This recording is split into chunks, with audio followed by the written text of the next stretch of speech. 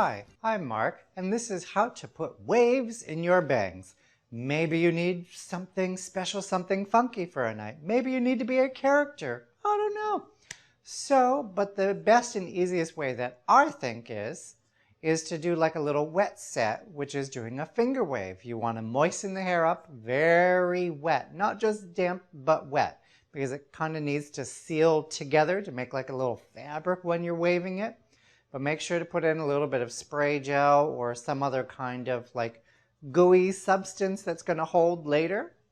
And you're first going to shape it into a C motion and use your finger and finger wave the rest of the way down. Let it dry naturally, or you can sit underneath a dryer and then ba-bang. Once it's dry, you've got waves in your bangs.